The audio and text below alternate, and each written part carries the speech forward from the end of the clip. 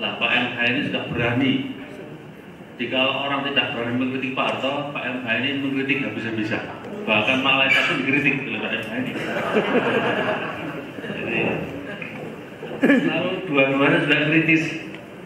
Waktu SMA itu Pak Busro sama Pak MH ini mencoba memobilisasi teman-teman SMA-nya hanya karena ada guru yang mengajari sama Muhammadiyah itu selalu tiap ngajar ngerasa di Muhammadiyah. Padahal dia digaji oleh Muhammadiyah. Lalu teman-teman dikumpulkan untuk menuntut pada sekolah agar guru ini dikeluarkan. Nah, sukseslah perjuangan dua orang ini, gurunya mundur.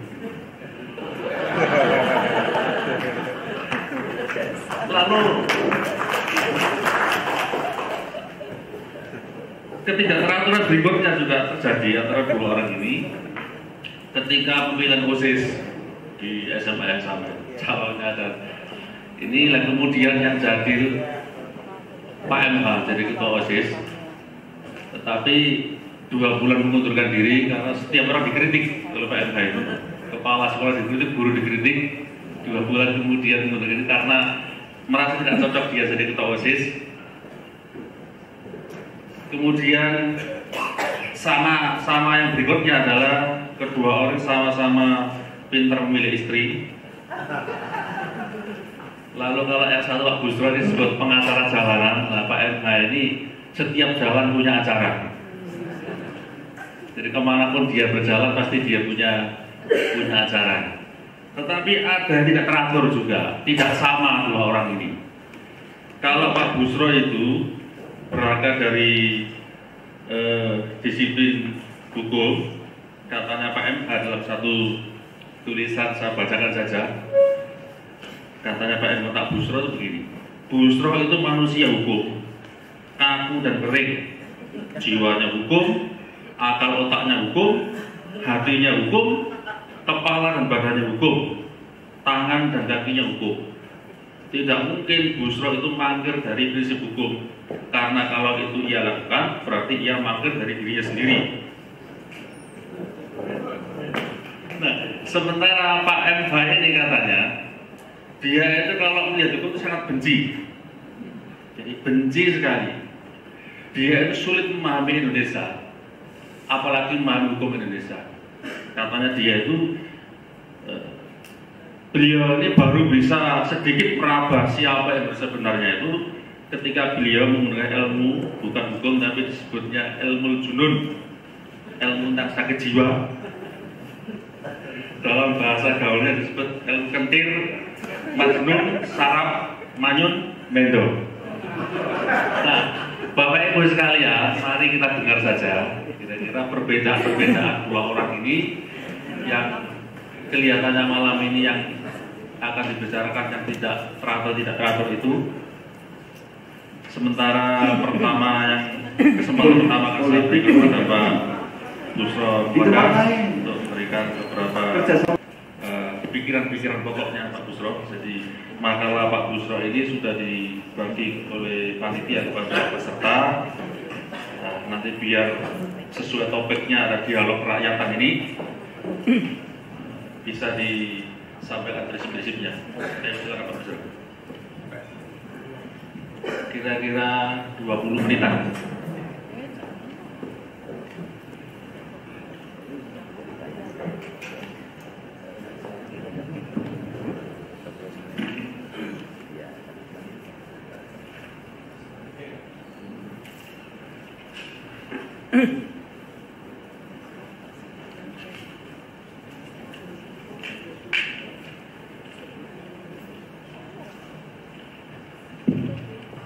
Assalamualaikum warahmatullahi wabarakatuh.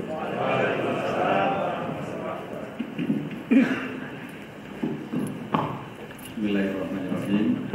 Alhamdulillahirabbil alamin wa bihi nasta'inu ala umuri dunya wad din. Asyhadu an la ilaha illallah wahdahu la syarika lah wa asyhadu anna Muhammadan abduhu wa rasuluhu la nabiyya ba'dahu. Yang saya hormati pimpinan Pusat Muhammadiyah Majelis Pemberdayaan Masyarakat dan para hadirin peserta Rakernas dari seluruh Indonesia, Pak Rektor, Profesor Profesor Dr. Muhammad dan beberapa pimpinan yang lain termasuk panitia. Tentu pertama kali saya ucapkan terima kasih kepada Majelis Pusat MPM ini karena bisa memberikan kontribusi yang mudah-mudahan ada manfaatnya mengenai dua topik yang sudah ditentukan. Dan untuk mengantarkan itu saya sudah siapkan pointers, mungkin sampai dan pasti saya tidak akan menjelaskan per lembarnya karena di samping juga tidak cukup waktu, nanti pembicaraan saya semakin tidak teratur. Nah, orangnya juga orang yang gak aturan. Yang diundang ini orang yang tidak beraturan, dua orang ini. Backgroundnya tadi sudah disampaikan. Tapi saya bersyukur ini punya pengalaman ketidakberaturan masa mudanya. Dan dari pengalaman yang tidak teratur itu sekarang menangani situasi yang semakin tidak teratur dari punya pengalaman dan senang saya rasanya di KPK. Senang dalam arti bisa diberi amanat yang konkret, punya wewenang berdasarkan undang-undang yang bisa nangkep orang, bisa nyangkep orang, bisa nangkep tertangkap tangan, bisa bawa ke pengadilan terhadap siapapun juga yang memang punya alat-alat bukti yang cukup untuk dibawa ke proses-proses peradilan kasus korupsi. Sebab itu sebetulnya merupakan bentuk lain dari nahi mungkar dalam bidang penegakan hukum. Nah, saya akan memulai, terus mungkin nanti akan diberi bumbu-bumbu oleh Cak Nun. Cak Nun ini teman saya, tapi juga guru saya, dia SMA Negeri dulu. Guru dalam arti memberikan simbol-simbol perlawanan, saya banyak belajar dari dia. Dan nasibnya memang beruntung saya karena saya lulus dengan teratur, dia terpaksa diluluskan.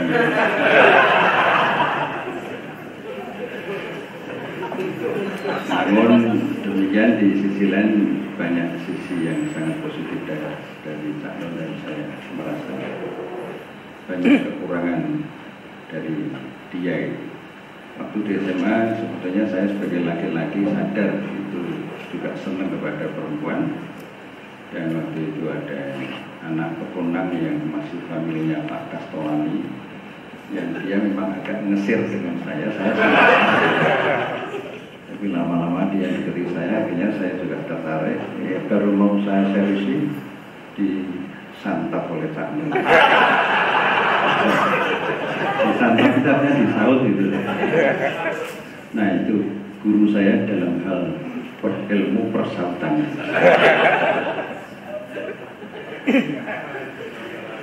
Mumpung saya kesempatan memberi materi dulu, nanti habis ini saya segera pulang. Nanti kalau Cak Nun membalas saya sudah pulang. Nah, jadi tema yang atau topik yang diberikan pada saya selaku orang KPK itu diberi topik hak rakyat miskin di tengah korupsi yang merajalela dan tidak taat hukum. Topik yang dibuat oleh MPM Pusat ini topik yang tepat sekali. Sebab memang ketika kita bicara tentang korupsi itu adalah sedang membicarakan kemiskinan dan sedang membicarakan proses-proses pemiskinan. Pemiskinan yang justru dilakukan oleh pejabat apapun juga atau penyelenggara negara yang mestinya jabatan itu digunakan untuk memakmurkan rakyat. bukan untuk memiskinkan. Satu. Yang kedua, pemiskinan oleh koruptor itu pemiskinan yang bersifat struktural. Artinya pemiskinan yang dilakukan berdasarkan struktur-struktur kekuasaan yang diberikan kepada pejabat yang tidak amanah itu, dan juga dilakukan secara sistemik, bahkan sinergis, bahkan endemik, bahkan menggurita, dan yang saya tengarai juga, pelaku korupsi itu melakukan korupsinya dengan penuh percaya diri, tenang, confidence, dan khusyuk. Saya ingin memberikan ilustrasi. Ketika ada seorang hakim yang membebaskan Gayus Tambunan itu, kami periksa di komisi yudisial ketika itu. Terus kami tanyakan, Pak, ada informasi ini, konfirmasi saja, benar nggak sih Bapak ini menerima uang dalam jumlah yang banyak dari Gayus Tambunan? Udah benar, Pak. Ya sudah, kita dicatat oleh staf KY. Pak, kami beri waktu 5 menit atau 10 menit untuk mempertimbangkan. Barangkali mau ada revisi atas pernyataan Bapak. Santai aja Pak di sini, santai aja. Terus akhirnya dia termenung sebentar. Akhirnya dia mengakui, ya Pak, kami menerima uang. Berapa? Menjawabnya ada butuh waktu. Akhirnya dia bilang 50 juta. Pak, mohon maaf Pak, informasi yang masuk kepada kami itu besar, tidak dari 50 juta. Betul Pak, 50 juta sudah. 50 juta rupiah atau dolar? Rupiah. Nah, terus kalau boleh tanya, untuk apa uang itu? Untuk umroh. Jadinya untuk umroh mantap.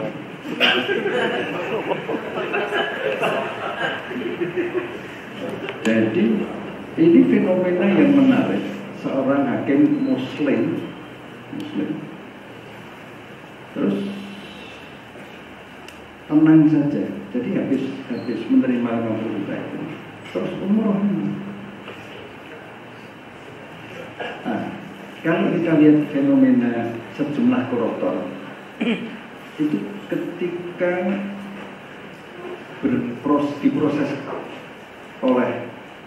diproses hukum, itu tidak sedikit mereka kemudian umroh atau haji dan memisihkan sebagian harta yang dikorupsi itu untuk kepentingan sosial, untuk kepentingan ormas, termasuk ormas agama. Yang kali ini catatan kaki saja.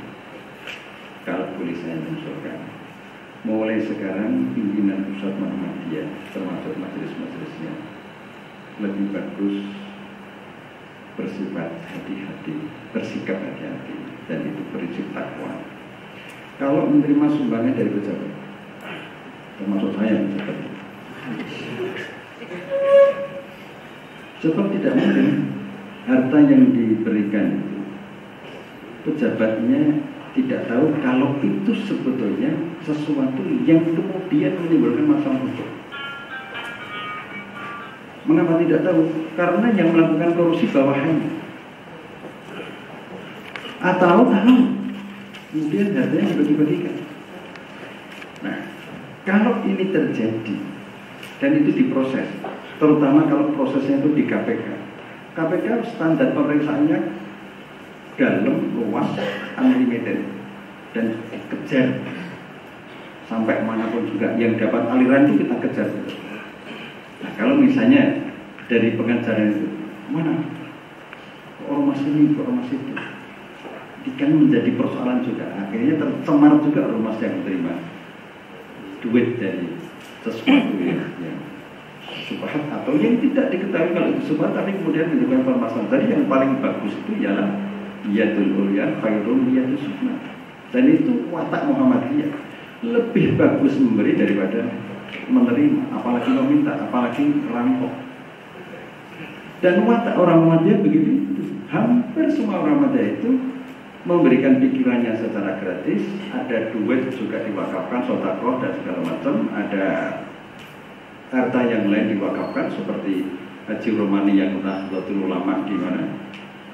Di Semarang itu membuat rumah sakit jadi sudah lengkap sekali termasuk dokternya, kemudian diwakafkan kepada Muhammadiyah, padahal dia aktivis NU. Diberikan undang sekarang itu tahu Muhammadiyah itu manajemen modern. Jadi rumah sakit itu atas nama Muhammadiyah, jadi nggak mungkin digadaikan. Nah ini orang-orang Muhammadiyah hampir semuanya itu sudah terbiasa sejak dulu sampai sekarang ini ya dulu ya Khairul Niyat Yusuf, kecuali yang tidak. Nah jadi dalam konteks itu tadi kebiasaan atau fenomena yang aneh-aneh yang menarik dari para korban itu dermawan. Sekjen MK diberi 850 juta oleh siapa? Muhammad Nazarudin sebagaimana diberitakan. Itu kan dermawan. Jadi suap, riswah, bribery itu merupakan bentuk korupsi yang paling jamak, paling umum.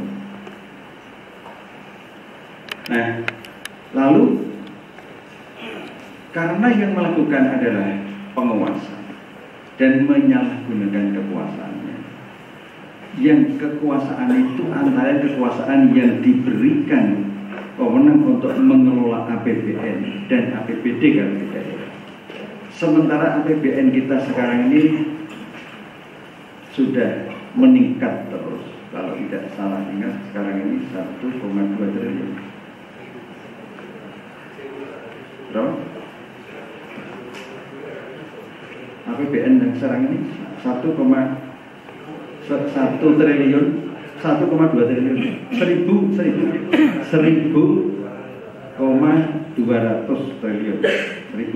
triliun lebih. Yang benar 1,2 triliun. Nah, yang dikorup itu APBN atau APBD atau pendapatan negara yang lain yang datanya di ini semuanya sudah ada. Nah, bentuk-bentuk penyalahgunaan wewenang itu misalnya saja di situ sudah kita berikan contoh yang real sesuai dengan praktek yang ada. Markup. Dan markup itu tidak hanya terjadi di lembaga negara, bisa dalam kelas-kelas swasta misalnya pas tahun baru kemudian mengadakan pakaian seragam untuk murid-muridnya, kemudian pakaian seragam itu harus warna ini dan harus disentralisasi oleh sekolah, sekolahnya harus ditangani oleh guru sidik, bertahun-tahun begitu nggak pernah berganti, dan penjahitnya juga penjahit yang satu orang saja. Ini patut dicermati kalau itu ada di sekolah-sekolah Muhammadiyah misalnya. Karena itu tidak transparan. Di dalam lembar ini korupsi itu mencerminkan praktek rumus dari diskresi plus monopoli minus akuntabilitas. Jadi kalau pimpinan sebuah lembaga negara yang punya kewenangan untuk melakukan diskresi, tetapi proses diskresinya dan pelaksanaan diskresinya itu bersifat monopolistik, ditentukan oleh sekelompok elit saja dan tidak transparan, tidak akuntabel. Nah, itu potensi korupsi. Dan itu yang sering banyak terjadi. Sehingga jangan heran kalau kemudian ada menteri akhirnya juga diseret oleh kejaksaan, oleh KPK dan sebagainya. Sebagian pola-polanya adalah pola-pola diskresi itu sendiri. Nah, data yang kami sampaikan itu di awal-awal itu menggambarkan potret kemiskinan, profil kemiskinan di Indonesia tahun 2010 berdasarkan BPS. Lalu jumlah penduduknya juga sudah disebutkan itu, jumlah anggota DPR-nya semuanya ada 560, DPD-nya dan seterusnya. Kemudian kita sampaikan juga, kita sebutkan juga jumlah konglomerat 10 terbesar ada di situ. Kemudian penduduk 15 tahun ke atas menurut status pekerjaan utamanya, ada yang berusaha sendiri, ada yang buruh dan sebagainya. Lalu di samping itu ada data yang kita bisa telahkan. Perkembangan ekonomi masyarakat sebetulnya itu bisa dilihat dari ekonomi tradisional. Di mana-mana seluruh Indonesia itu mesti ada pasar-pasar tradisional. Orang-orang yang hidup dengan pasar tradisional itu sudah bisa untuk kebutuhan yang dilayak-layak. Tetapi apakah pernah ada satu survei dari perguruan tinggi negeri maupun swasta termasuk Muhammadiyah ketika di situ ada totalnya? Apakah Majelis Ekonomi PP Muhammadiyah pernah melakukan satu survei melibatkan fakultas-fakultas ekonomi, dosen maupun mahasiswanya? Kalau ada 10 atau 20 atau 25 toko-toko retail yang sedang atau yang kecil-kecil dan itu milik pribumi, ya, punya anak 3 atau 5, anaknya rata-rata bisa hidup dengan menjual toko kelontong beras dan segala macam itu, bisa minimal tamat SMA atau mungkin bisa perguruan tinggi. Tapi begitu satu kelurahan muncul Alfamart, Indomaret dalam waktu yang singkat, tidak pernah ada sampai hari ini yang saya ketahui, mungkin Ibu Bapak tahu, bahwa toko-toko atau retail-retail yang kecil itu pelan-pelan redup, akhirnya mati, dan itu berdampak pada penurunan kemampuan gizi, pendidikan, kecerdasan, dan sebagainya. Nah, baru akhir-akhir ini Pemda DKI Jaya keras sekali dibatasi pendirian hipermarket. Padahal 10 tahun yang lalu saya pernah membaca investigasi dari satu majalah, kalau nggak keliru Tempo, itu sudah pernah dimasalahkan. Dan ketika Pemda DKI membatasi pendirian itu, ternyata juga belum lama ini banyak yang melanggar. Nah, ini berkorelasi. Artinya kalau ada bupati, wali kota, gubernur dengan mudah memberikan izin tanah-tanah yang seharusnya itu lebih produktif untuk penduduk-penduduk yang bisa berekonomi dalam skala yang kecil-kecil, yang mikro-mikro, tapi tanah itu kemudian diberikan izin sepihak kepada pengelola asing, modal asing, tidak melalui survei dan sebagainya, pasti pihak asing yang mendirikan toko-toko yang raksasa itu, giant itu, tidak mungkin dia hanya Pak Bupati, Gubernur, kami sudah dibantu, gedung sudah berdiri, full AC, parfum menarik, dan untuk itu kami mengucapkan jazakumullahu khairan katsiran. Sudah ada, tidak ada. Itu mesti ada sesuatu. Nah, inilah yang disebut sesuatu itu uang pelicin, uang suap. Itulah unsur korupsi yang bisa ditangkap oleh aparat penegak hukum. Jadi korupsi itu berkorelasi dengan pemiskinan masif, dan pemiskinan masif ini mesti dilakukan oleh pejabat, dan pejabat ini kerjasama dengan pengusaha. Nah, sekarang member dari korupsi itu sudah bertambah, membernya bertambah. Lebih cepat bertambahnya daripada jumlah NBM. Jumlah NBM itu saya nggak tahu. Orang Muhammadiyah itu kalau ditanya seberapa, orang Muhammadiyah yang sudah ber-NBM, jawabnya 5 menit diperlukan untuk menghitung-hitung NU berapa ya. NU kemarin barusan mengklaim 40 juta. Kalau orang Muhammadiyah 41, asal banyak itu. Nah, nanti bulan berikutnya yang gantian NU yang tanya, Muhammadiyah bilang 41 toh, NU gantian 42. Padahal sama-sama nggak bertambah itu. Dari sudut itu ingin memberikan ilustrasi aja bahwa persoalan-persoalan kayak gini, member kayak gini pertama, karena memang mengenakkan, dalam arti enak yang semua. Nggak ada tradisi kerja keras, nggak ada jalan pendakian untuk memulai sukses. Tahukah kamu jalan pendakian itu? Jalan pendakian itu ialah membebaskan budak Al-Quran. Tahukah kamu orang yang merusakan agama itu? Al-Ma'un. Tetapi kita hanya sebatas pada tafsir.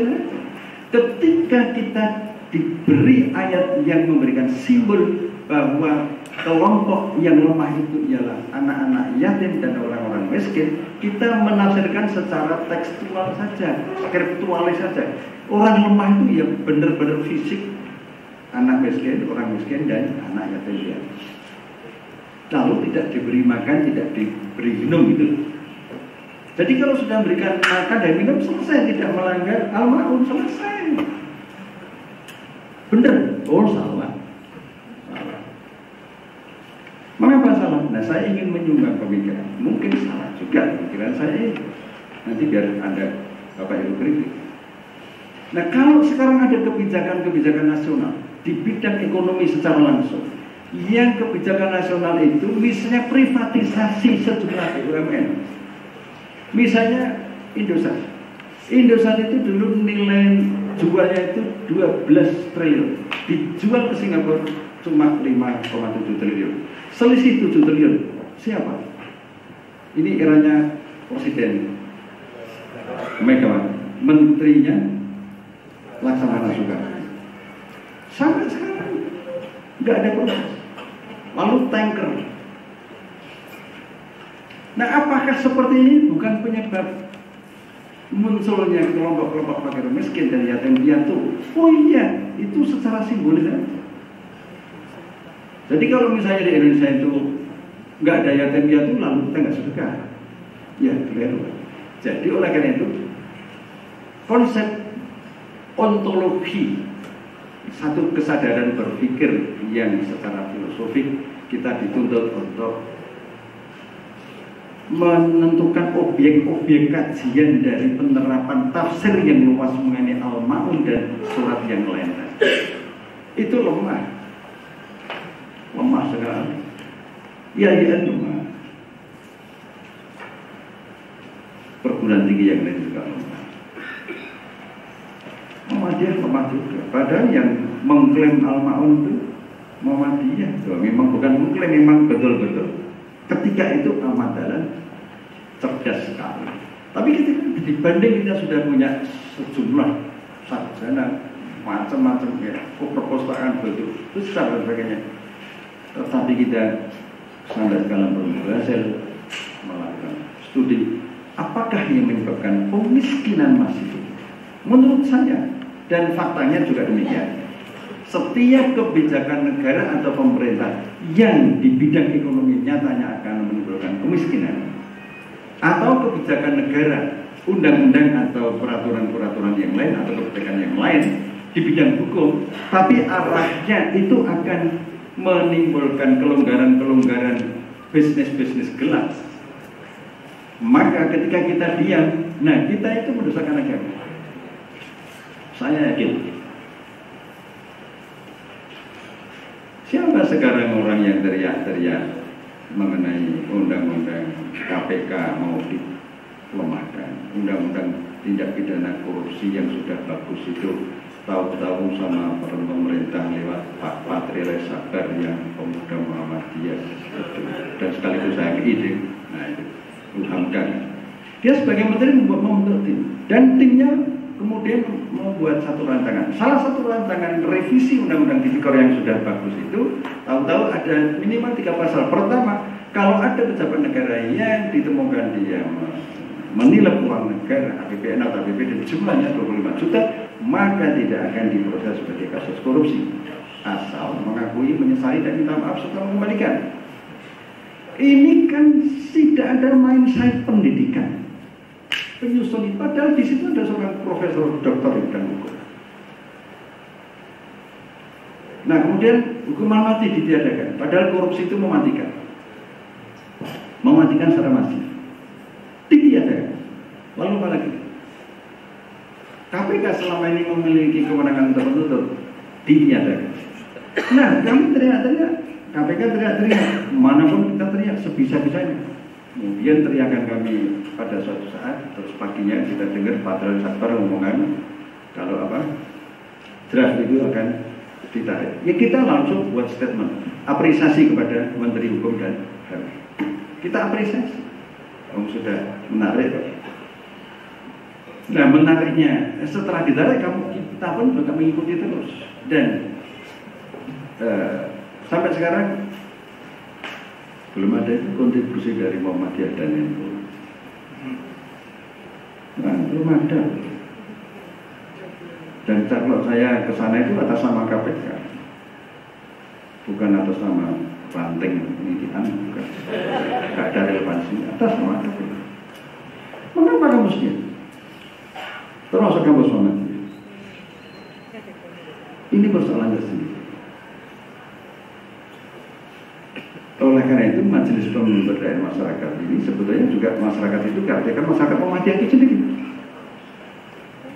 Masyarakat Muhammadiyah, masyarakat kampus Muhammadiyah sendiri. Yang mungkin di sana sini terjebak pada rutinisme itu cuma mahasiswa yang banyak, akreditasi dan sebagainya. Nah, lalu lengah. Saya ingin mengambil dua contoh saja. Yang setiap saat hampir seminggu sekali muncul di televisi kalau dimintai oleh Metro ngomong mengenai korupsi itu adalah Zainal Arifin Mokhtar, dosen Fakultas Hukum UGM. Ya, tidak ada yang lain. Lalu yang melakukan investigasi, surveillance, kajian hasil investigasi tentang korupsi, kemudian melaporkan misak antara yang ke KPK. Itu anak-anak muda di ICW. ICW semuanya S1 juga ada S2. Tapi karya-karyanya dalam konteks ini mengalahkan dosen-dosen.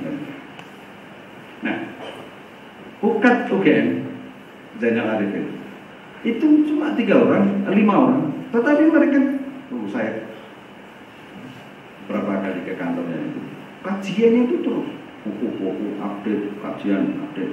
Terus sekarang ini sedang mengerjakan sesuatu yang mestinya itu dikerjakan oleh Muhammadiyah. Apa ini? Yaitu sedang meneliti dan akan menjadi buku tipologi korupsi di daerah-daerah. Misalnya di satu provinsi sudah ada datanya. Di provinsi A korupsinya disebabkan karena nepotisme. Yang jadi DPR sama jadi bupati kakak beradik, mantu, besar, segala macam itu. Atau di tempat lain nepotisme nggak ada, tetapi politik oligarki. Di tempat lain kerjasama antara pengusaha dengan penguasa hitam. Di tempat lain tidak ada kontrol masyarakat. Nah, tipologi korupsi daerah-daerah ini kalau nanti jadi itu menarik untuk Muhammadiyah, dan saya anjurkan Muhammadiyah ambil buku itu sebanyak-banyaknya untuk dibaca, tapi juga kemudian dilakukan satu langkah-langkah preventif. Jadi kesimpulannya untuk yang pertama ini saya ingin mengatakan bahwa ada korelasi yang sangat kuat sekali bahwa antara kemiskinan dan pemiskinan masif yang sangat mengerikan itu, apalagi kalau orang-orang miskin itu di potret perilakunya mengalami perubahan-perubahan seperti apa oleh psikolog-psikolog, oleh antropolog misalnya, kita lalu semakin bisa melihat bahwa begitulah orang miskin. Nah, lalu bagaimana mengatasi korupsi itu sendiri? Nah, di dalam lembar-lembar ini sudah kami sajikan beberapa kebijakan-kebijakan yang selama ini sudah dilakukan oleh KPK di bidang preventif maupun di bidang penindakan. Juga di bidang kebijakan-kebijakan lain, misalnya membentuk atau menentukan daerah-daerah yang bisa dipilih sebagai zona integritas, misalnya Padang, misalnya atau Makassar, atau mana. Masyarakatnya siap, pemudanya siap, ormas-ormas siap. Kami siap untuk mengusulkan pada KPK untuk dijadikan model pemerintah daerah yang bisa dijadikan role model untuk zona integritas. Indikatornya apa zona integritas itu? Sistem keuangannya transparan, penggunaannya transparan, menyusun anggaran transparan, proses-proses pilkadanya transparan, tidak seperti sekarang ini. Semua proses-proses pilkada pada umumnya itu proses yang riswah. Dan anehnya ketika menggunakan suap itu sebagai model baku standar SOP-nya, protapnya. Nah, anehnya lalu digunakan kata-kata yang ya supaya berbau agama, berbau dakwah gitu, diganti dengan istilah yaitu mahar.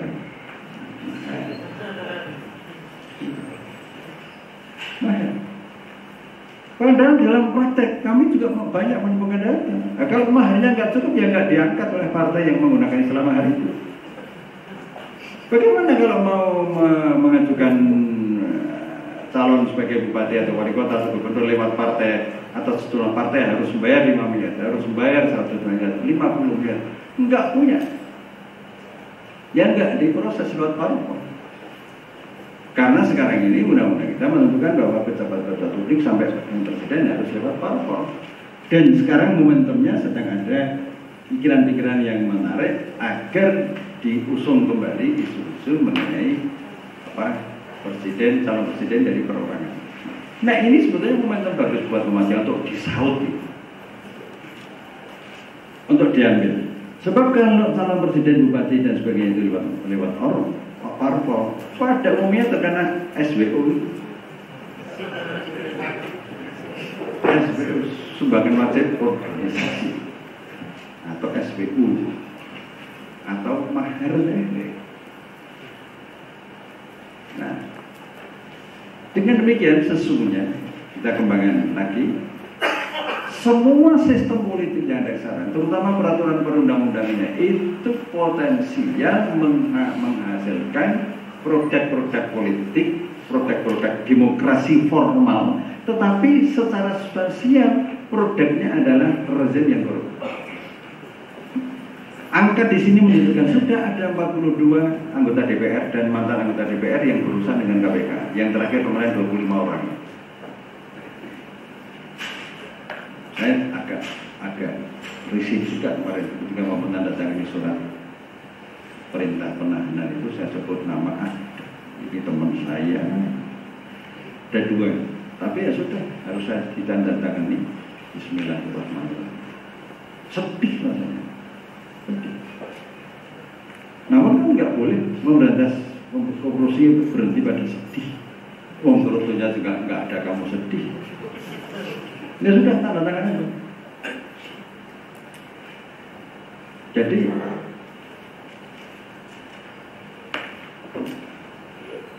apa namanya undang-undang politik, pilpres, pemilu, KPU dan seterusnya itu kalau mau digeledah oleh perguruan tinggi Muhammadiyah nggak usah banyak-banyak, 5 perguruan tinggi Muhammadiyah aja. Kemudian hasilnya dirumuskan dengan bagus, lalu disampaikan baik-baik ke presiden dan ke DPR. Nah, itulah tasdid di bidang politik yang selama ini jarang dilakukan oleh Muhammadiyah. Bahkan sebaliknya sebagian orang-orang Muhammadiyah, sebagian saja, sebagian kecil bahkan, itu tasdidnya kurang, malah tergoda untuk urusan politik. Ada yang aktif di organisasi Muhammadiyah, tapi untuk tujuan politik supaya aktif dengan parpol dan sebagainya. Dan setelah jadi anggota parpol dan seterusnya lupa dan seterusnya. Jadi Muhammadiyah kadang-kadang sudah ada gejala ini itu dijadikan kuda Troya untuk kepentingan politik dan itu yang menyakitkan hati. Lalu bagaimana khairun nas anfa'uhum linnas? Bagaimana mempunyai satu prinsip keyakinan wa yarzuqhu min haitsu la yahtasib, yang itu harus didasarkan oleh satu prinsip keyakinan. Kalau misalnya motif bermuhammadiyah itu hanya untuk satu loncatan puncak-puncak yang kemudian niatnya adalah niat yang tidak untuk kemaslahatan. Yang terakhir, ibu bapak yang saya hormati, angka-angka yang di halaman-halaman terakhir itu silakan saja nanti dikembangkan. Saya akan sampai pada peran Muhammadiyah. Agaknya memalukan agaknya. Saya menyarankan perlu redefinisi dan elaborasi konsep objek dan fungsi tasdid. Tasdid tentang APBN dan APBD. Bagaimana menyusun APBN, bagaimana menyusun APBD, kemudian mengawasinya, kemudian survei untuk penyusunan APBD, APBN dan seterusnya.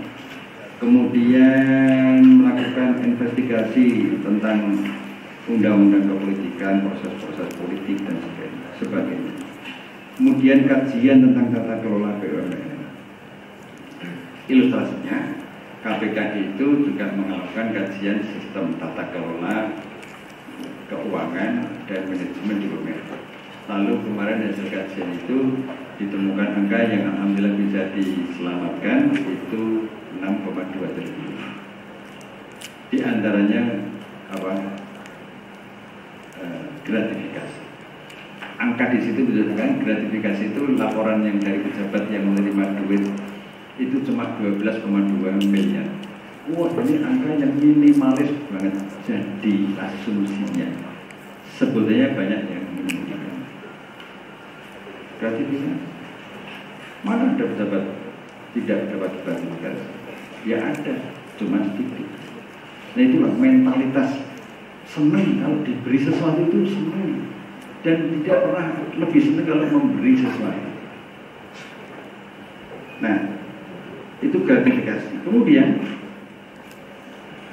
juga peran pemberdayaan perguruan tinggi dan sekolah madya. Agaknya memang perlu ada aksi-aksi terapan, advokasi politik, advokasi hukum dan HAM. Kemudian bagaimana korupsi itu juga bisa dilakukan langkah-langkah preventif yang berbasis pada keluarga. Jadi kalau di keluarga madya itu ada stiker-stiker Islam agamaku, Muhammadiyah gerakan, Baiti Jannati. Mungkin nggak majelis ini membuat stiker dan nanti ditawarkan kepada KPK dalam bentuk proposal.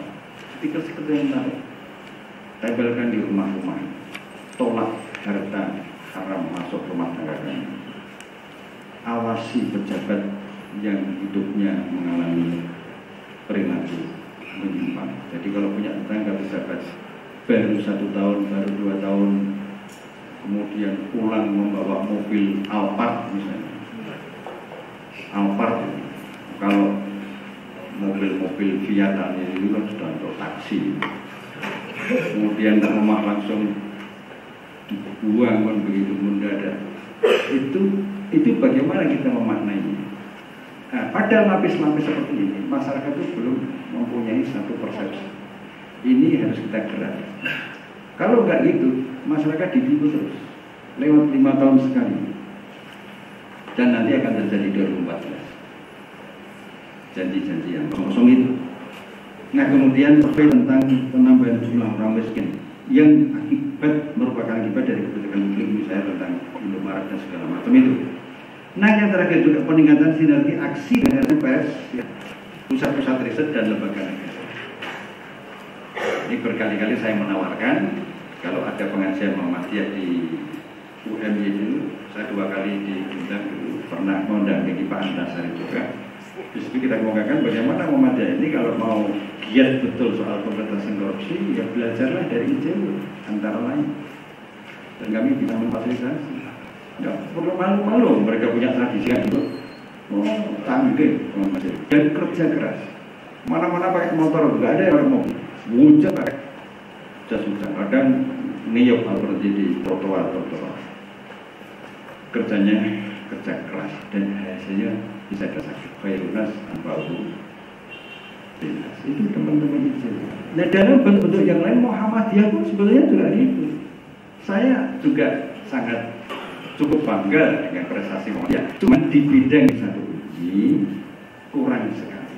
Yang lain mungkin the best. Perkembangan pendidikan dan sebagainya, sekolah-sekolah atau kesehatan itu best. Ya, tetapi yang korupsi ini agaknya perlu kajian yang lebih baik. Kemudian nanti majelis yang cukup dinamis yang dipimpin oleh Mas Said ini bersama yang ada di daerah-daerah bisa melahirkan satu program-program yang bisa applicable. Assalamualaikum warahmatullahi wabarakatuh.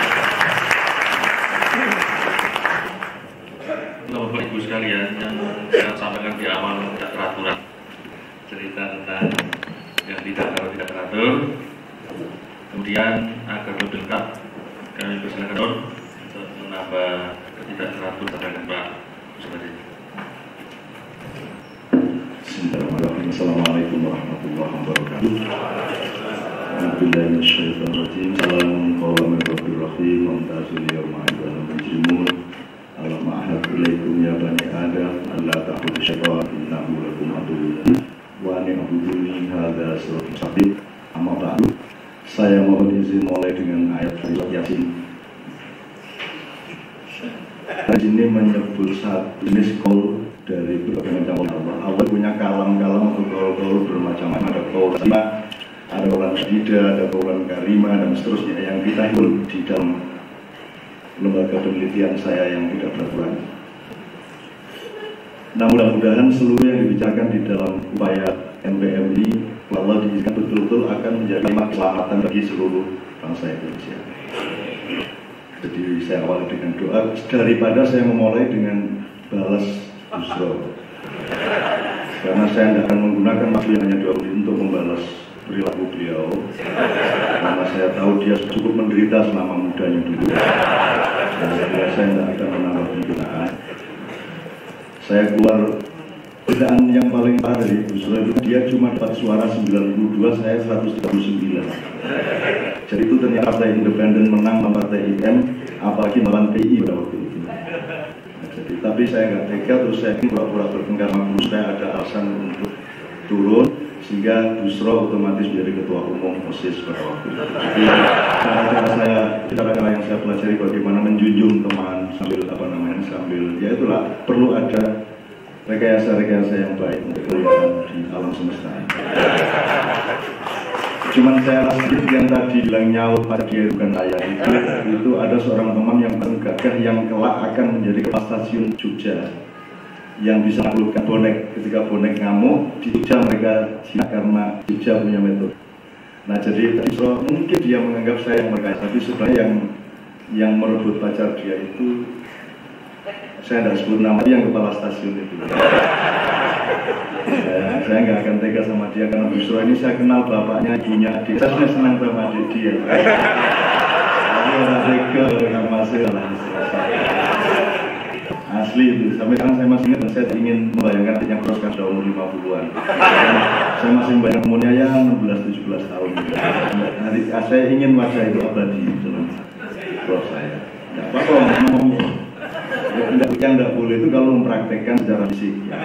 Tapi kalau cuma membayangkan kan tidak ada pasal di Al-Quran apapun kalau membayangkan itu berdosa. Kalau berbuat baik, memikirkan kebaikan dapat pahala, memperbuat kebaikan dapat 2 pahala, memikirkan keburukan tidak dosa, kalau menjalankan keburukan dosa 1. Itu kan asiknya Allah di situ. Jadi adiknya Busro saya jadikan korban banyak. Yang mau marah tidak ada ayatnya. Oke, bismillah. Saya hanya akan kasih pointer sumbangan kepada Pak Said dan teman-teman. Saya kira saya kalau diurai pasti akan panjang lebar. Juga saya akan menyesuaikan diri untuk supaya kompatibel sama dibutuhkan oleh sahabat saya. Saya sangat percaya sama dia. Saya utuh. Memang orangnya bosan, tapi saya percaya. Tidak asik, itu orangnya tidak asik, babar pisan, tidak gaul lah. Memang laki-laki lah. Nggak ngerokok, coba Pak Malik Fajar yang ngerokok terus yang ngerokok. Nggak ngerokok, laki-laki nggak ngerokok, nggak gondrong, nggak kumisen, nggak berbaca, nggak ngopi, ngopi orang, ngerokok orang, gondrong orang, bohong itu orang. Orang itu punya alulah. Adanya harus orang itu harus ada yang nggak dikit-dikit manusia, yang kayak lurus-lurus baik-baik. Saya enggak asik lah sama dia. Pertama tentang MPM Mas Said. Saya itu agak terganggu terus terang, tapi saya tidak akan menggugat. Saya terganggu sama idiom yang Anda pakai, pemberdayaan. Nomor 1 secara politik, kebudayaan dan aktivisme internasional. Kata pemberdayaan itu menurut saya sudah najisnya, karena banyak sekali kasus-kasus pemberdayaan yang dilakukan oleh LSM-LSM yang sesungguhnya bukan pemberdayaan, tapi eksploitasi masalah untuk kapitalisasi mereka. Jadi saya dengar kata pemberdayaan, saya agak terganjal dari historis. Tapi it's okay, saya tidak masalah. Saya itu banyak kali tidak setuju apapun di dunia, terus diem aja, tidak ada masalah. Saya pikir saya setuju SBY jadi presiden belas ya, tapi saya tenang aja, saya tidak ada masalah. Dan ikut dia sopan juga.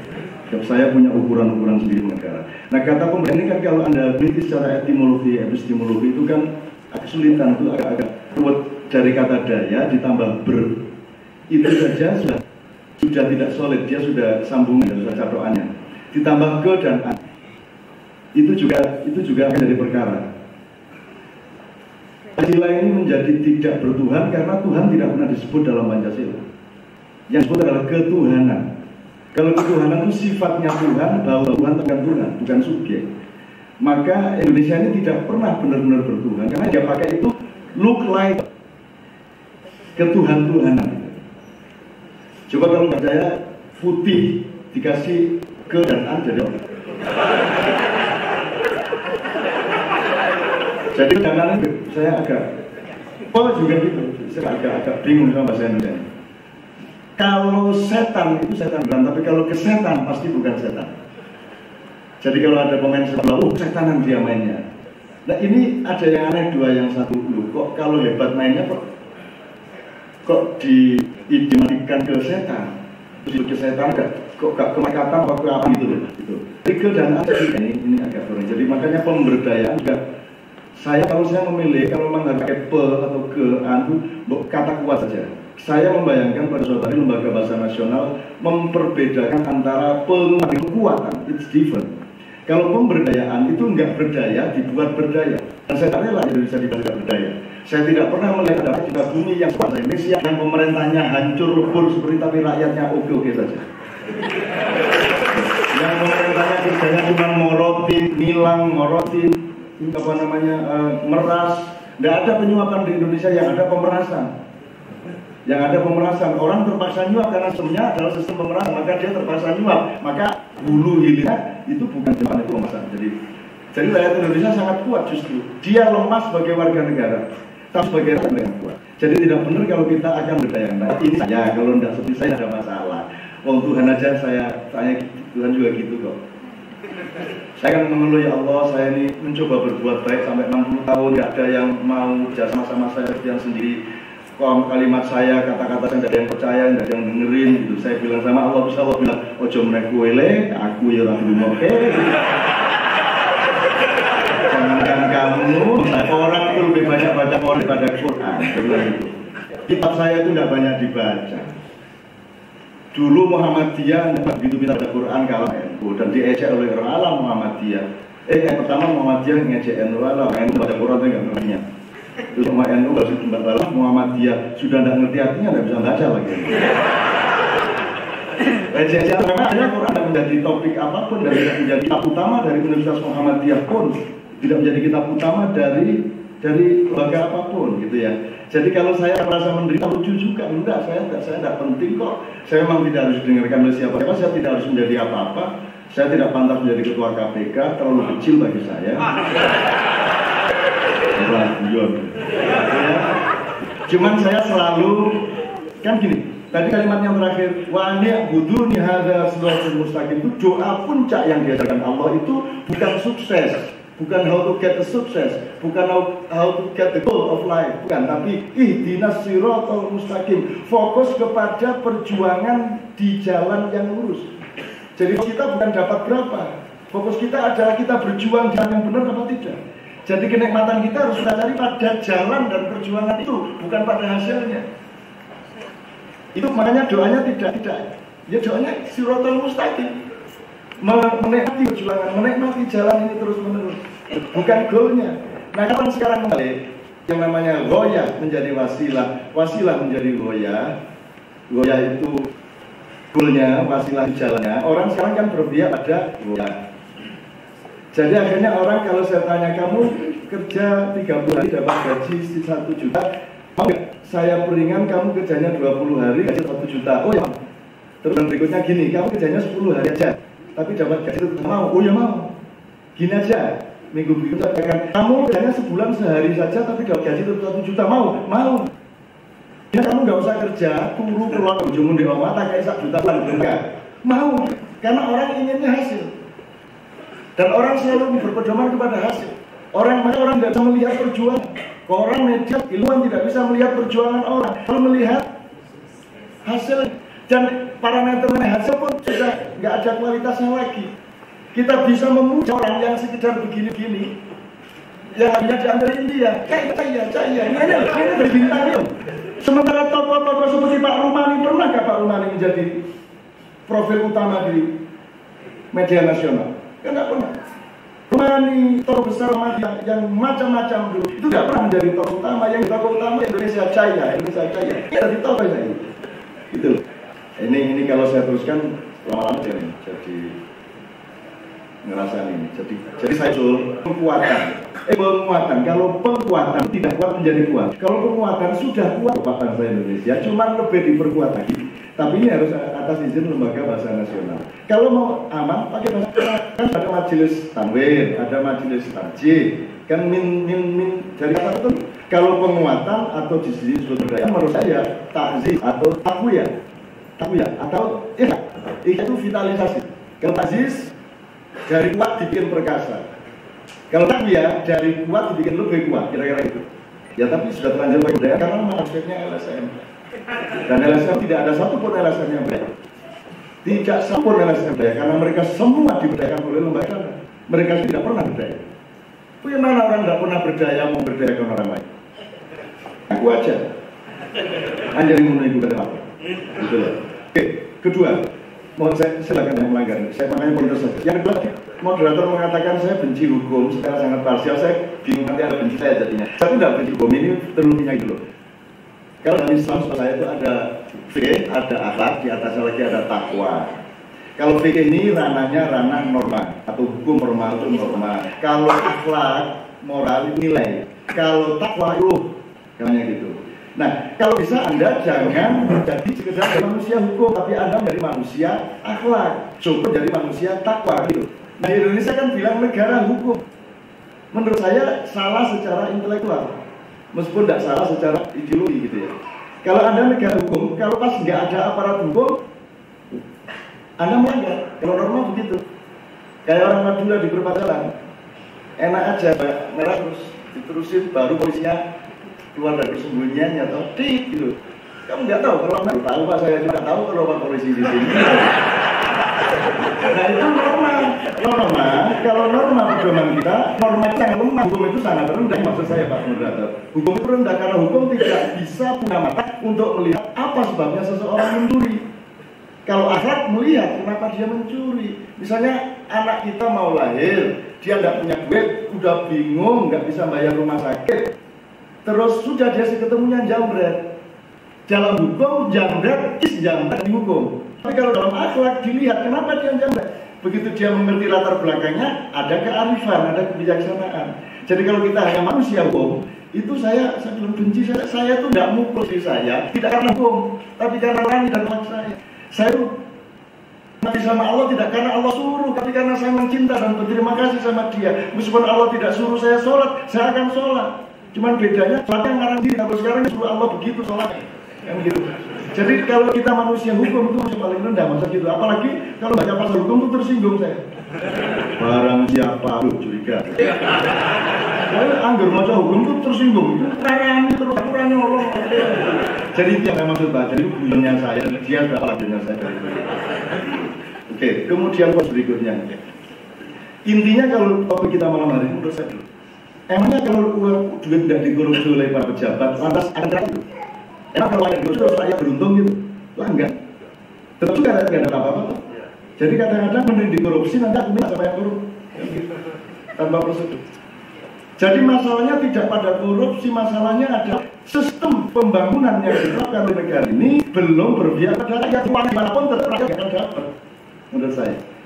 Meskipun korupsi di 100%, emang rakyat terus dapat? Enggak juga ya. Gitu loh.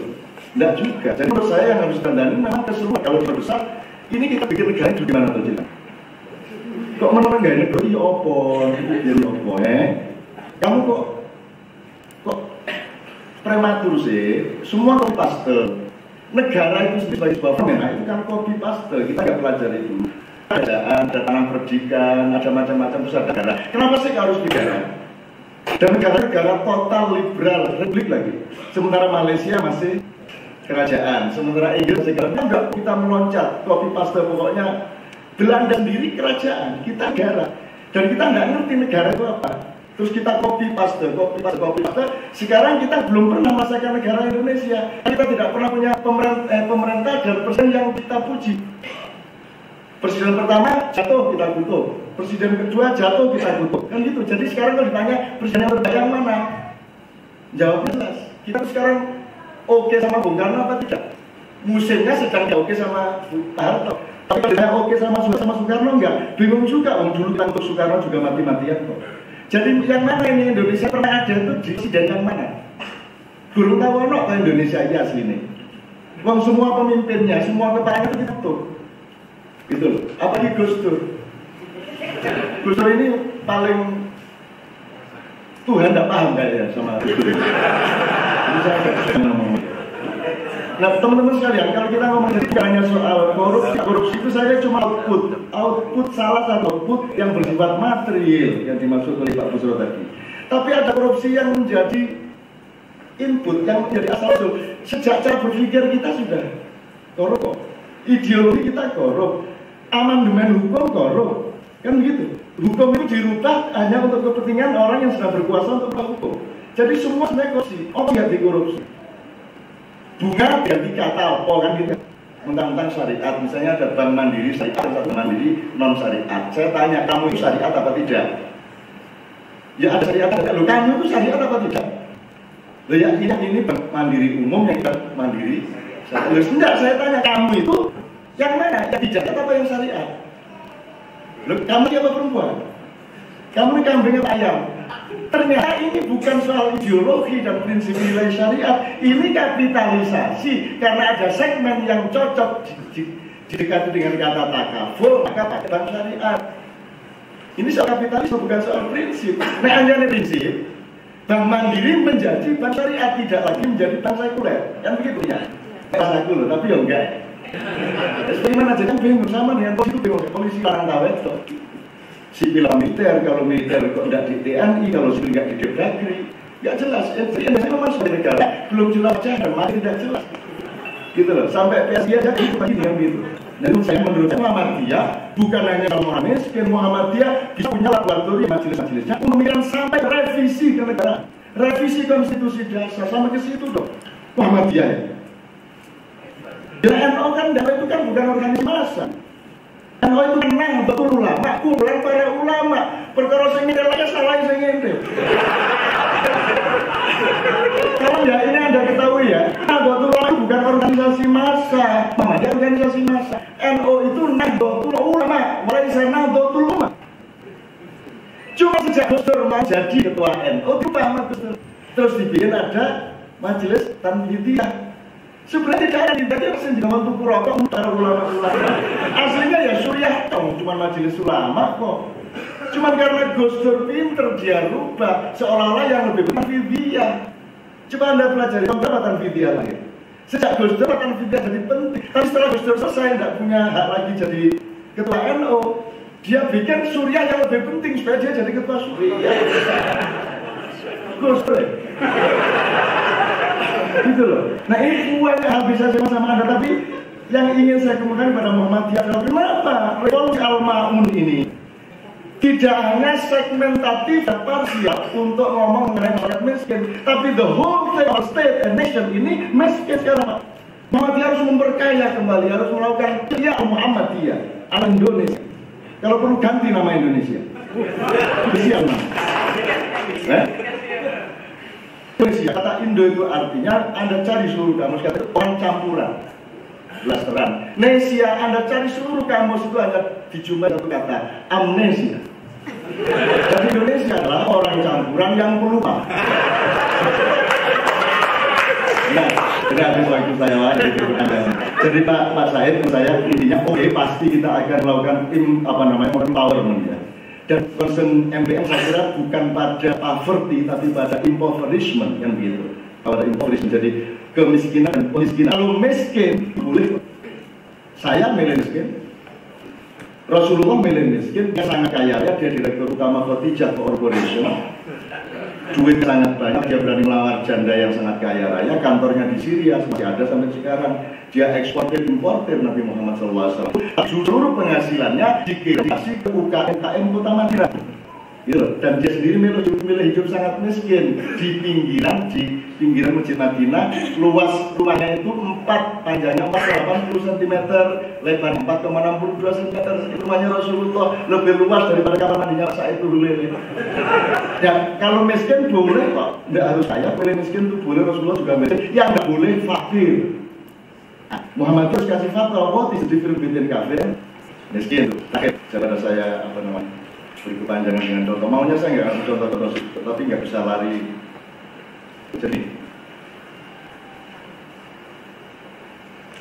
Pak Busra ini bukan enggak. Pak Busra ini saya selalu Amirul Mukminin, Amirul Mukminin. Dalam konteks ini, Amir artinya orang yang memegang kedaulatan untuk memerintahkan dan menjalankan sesuatu. Kalau Rais itu pimpinan juga, tapi ijmatinya dari kepala. Roksun. Kalau imam itu ijmatinya adalah pengasuhan, dari kata umun ibu. Dari umat itu ibu. Jadi imam itu orang yang memiliki hati ibu yang berat hatinya pada anak-anaknya, itu imam umat jalannya. Nah, Pak Busra ini bukan imam. Pak Busra ini bukan Rais. Dia ini amir. Karena dia sekarang yang pegang. Siapa dihukum, siapa tidak dihukum adalah dia. Jadi dia saya sebut Amirul Mukminin. Loh, kok Amirul Mukminin loh? Emang enggak? Mukmin itu artinya itu subjek dari kata aman. Aman yu'minan wa mu'minun. Mukmin itu orang yang menyelenggarakan urusan supaya hasil aman. Dan itu disebut dengan otoritas. Kan gitu. Jadi punya hak. Nah, mukmin adalah orang yang menyelenggarakan segala sesuatu yang dalam wilayah urusannya yang hasilnya harus aman. Metodenya yang pertama landasan adalah iman, dari kata yang sama. Perilakunya harus amanah, dari kata yang sama. Doanya amin. Jelas. Jadi mukmin, kalau jamak mukminin, landasannya iman, perilakunya amanah, doanya amin. Gitu. Nah, Pak Busra tidak sama dengan saya. Kalau dia ayatnya faltakum minum matun yad'una ilal khair saya. Wa yamuruna bil ma'ruf dia. Wah, kalau yad'una ilal khair itu sifatnya nilai dan anjuran. Dakwah itu budaya yang sifatnya manusia. Anda tidak punya otoritas, saya punya otoritas. Maka pekerjaan dakwah. Kalau pekerjaannya Pak Busra, ma'ruf, amar itu perintah, memerintahkan kebaikan. Ini harus disidik, ini harus dibuat. Nah itu bukan Pak Busra. Jadi menurut saya tepat sekali Mbak Hari kita mengundang beliau dan harus saya berbuat maksimal. Nomor satu, kok mau jadi ketua KPK cuma setahun? Padahal kasusnya tahu saya lebih dari 26 ya. Dan 26.000 itu kira-kira kita butuh 3 tahun untuk selesai. Nah, kok maksimal sampai kok bisa perjuangan agar siapapun nanti Pak Busra jadi ketua lagi. Boyo apa jangan? Anda buka aja waktu itu. Dua, Pak Busra, saya waktu dia mau jadi ketua KPK menghindar untuk ketemu beliau karena kalau soalnya saya untuk soal situ. Saya bilang aku tidak tega Pak Busra. Kalau saya jangan dulu jadi ketua KPK saya. Sebab ini KPK harus menegaskan dirinya. KPK ini mensupport kejaksaan dan kepolisian atau berbagi tugas. Yang mana? Setelah pemain sepak bola kalau diganti pemainnya ganti keluar, yang ganti masuk. Ini kok enggak? Kalau negara ya jasa untuk kepolisian, nggak ada KPK kalau memang nggak benar. Karena nggak benar bukan ad hoc sampai 65 banyaknya ad hoc di negara kita ini, termasuk KPK. Dan sekarang pertanyaan untuk KPK, kamu ini pengganti kejaksaan dan kepolisian atau partner? Kalau partner kenapa enggak diperjuangkan untuk berbagi tugas? Kalau korupsi, di tangan kamu gitu, termasuk korupsi kepolisian, korupsi kejaksaan, semua di tangan KPK. Sekarang enggak, semua mengerjakan semua. Jadi dia akan datang Pak Busra, kita dukung Anda menjadi ketua KPK lagi, kalau perlu lebih dari itu, tetapi kita tata penugasan-penugasan secara lebih baik. Kalau tidak overlap seperti sekarang, saya tahu bagaimana nasibnya teman KPK. Tiap hari Anda berteman sama polisi, dia dan saya, ke jamaah saya, sejak sore intel sudah di situ ngawasi dia. Lesuan, asu bajingan gue bisa belajar. Ini yang saya bilang, ini orang yang dilantik oleh negara. Yang kamu jadi pegawainya, kenapa kamu ngawasi? Itu temanmu Busra itu, temanmu untuk memberantas korupsi. Kenapa kau di sini? Kamu pulang atau di sini jadi jamaah saya. Ngufro kan jangan kajian begitu Pak, saya mohon maaf saya langgar. Ada hal yang lain tapi nanti kalau memang diperlukan di dalam tanya jawab saya kembalikan. Assalamualaikum warahmatullahi wabarakatuh. Bapak Ibu sekalian dipersilakan untuk dialog dengan Cak Nun dan Pak Busro. Silakan langsung saja, mulai dari Ibu, Bapak. Tapi saya minta disingkat-singkat saja dialognya karena Pak Busro kelihatannya memang tidak bisa terlalu larut-larut. Demikian juga Cak Nun. Jadi disingkat-singkat agar semua dapat bagian. Silakan Ibu.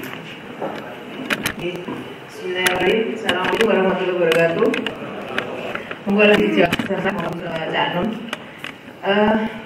Mungkin 1 tahun kemarin saya pernah membaca penelitian yang dilakukan oleh peneliti dari nama saya Kantasi dari Universitas Muhammadiyah Sidoarjo. Jadi 1 tahun kemarin saya pernah membaca penelitian dari orang Belanda.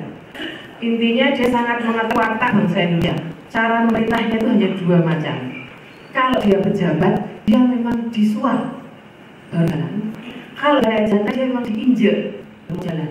Jadi betul-betul mengerti watak bangsa Indonesia. Kita dijajah Belanda terlalu lama ya, jadi dia mulai sekali. Nah, berkaitan dengan itu Pak Busro dan juga Cak Nun, tadi disinggung di Muhammadiyah juga. Kalau ada perlakuan, saya bilang anomali gitu ya, yang buruk dan sebagainya, itu kan ada 2 perlakuan. Kalau di Muhammadiyah setahu saya, kalau ada yang anomali seperti itu akan diselesaikan dalam, tidak sampai di blow up luar, tapi masuk kepolisian, kejaksaan. Hanya kita tangani dalam, mungkin dibekukan, mungkin diganti pengurusnya, mungkin tidak dipakai lagi. Nah, ini apakah menyelesaikan semacam ini? Anggaplah kasus korupsi lah ya.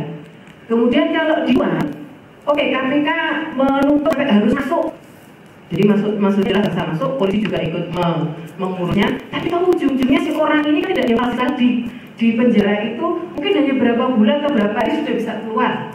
Bahkan kadang kalau kita tanya ke anak-anak itu setelah mereka kita, anak SMP ya, enak sekali korupsi, tidak mungkin diambil polisi.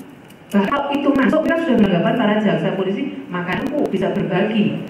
Kalau sama-sama belajar, korupsi punya duit, bagi sama itu. Nah, maksud saya Pak Guru dan Cak, seharusnya model gimana? Bagaimana kita mengatasi seperti itu? Ujung-ujungnya itu KPK kenceng, di jaksa dan di polisi seperti itu. Dan yang kedua, apakah model yang di Muhammadiyah itu, yang model seperti itu, yang kekeluargaan begitu supaya terdengar dari luar, itu juga bisa menyelesaikan? Mohon mungkin ada masukan. Terima kasih. Assalamualaikum warahmatullahi wabarakatuh.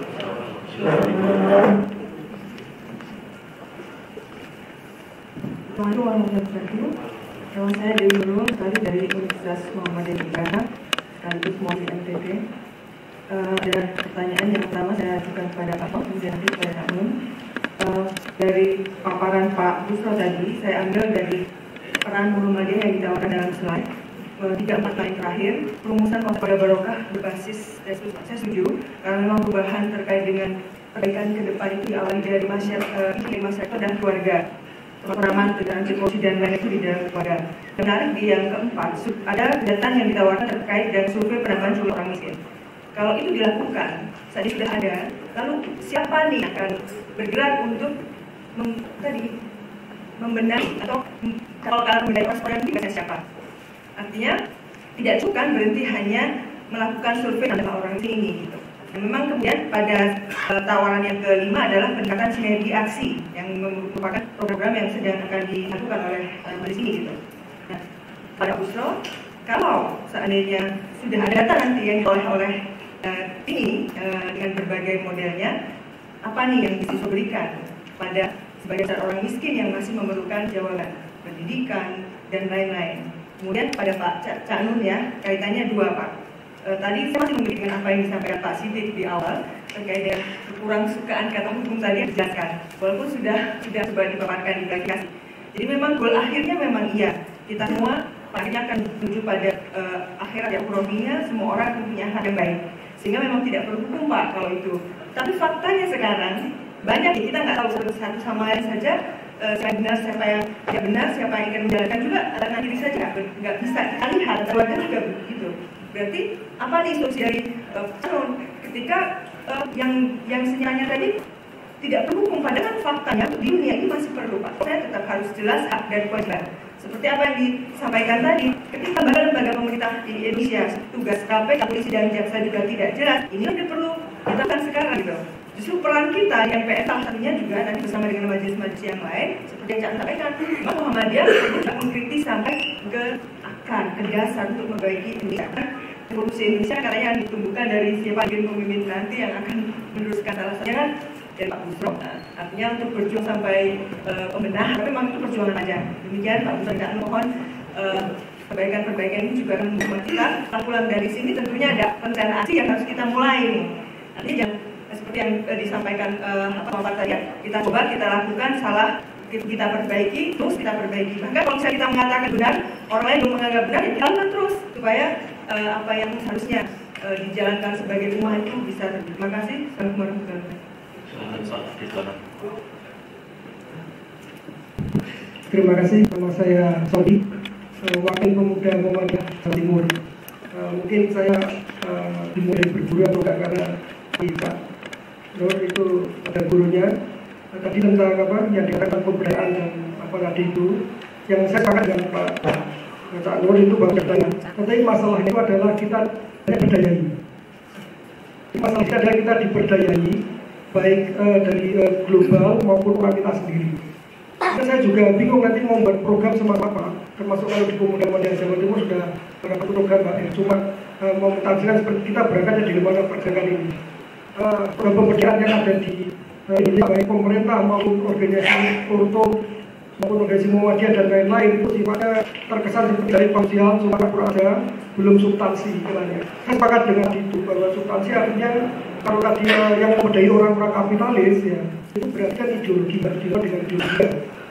Kemudian padahal tadi Pak Dora dikatakan BUMN itu penting ya, itu saya sepakat karena memang dari orang banyak kuasa negara itu sudah terlihat lagi kita. Jadi benar-benar kita sudah tidak berdaya lagi. Nah mungkin kemarin juga ada bukan kita bergerak secara fisik maupun intelektual atau apa, kita mungkin membutuhkan saran-saran. Kemarin mau mengumpulkan program 30.000 di Jawa Timur ya, kemudian kan punya program. Cuma untuk barisan daftar malah ada pilih. Jadi nggak bisa untuk perlawanan secara fisik dan yang lain-lain. Jadi perlawanan seperti apa ya untuk substansi, saya kira nanti ya pergerakan seperti apa, dari mana dulu, atau dari ideologi atau program-program yang sifatnya seperti jangkauan penyerangan atau yang penting ada politik nanti. Itu yang selama ini seperti itu. Jadi kita dari ideologi dulu merubah undang-undang menjaga murni atau membuat program pura-pura gitu Pak.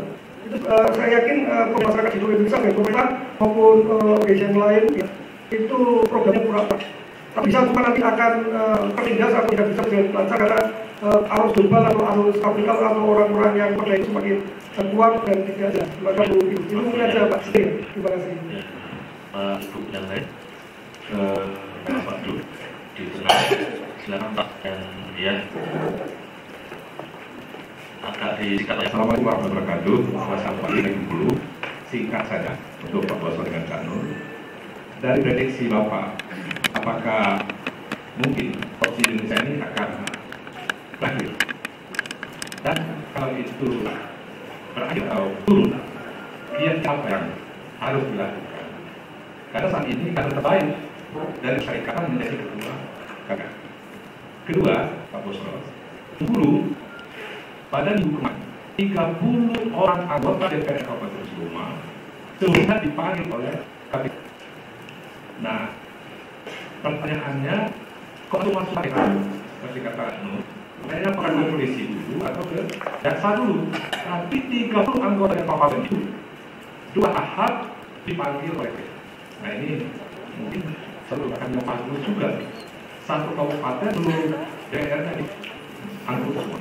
Terima kasih. Assalamualaikum warahmatullahi wabarakatuh. Nah, Pak Ari.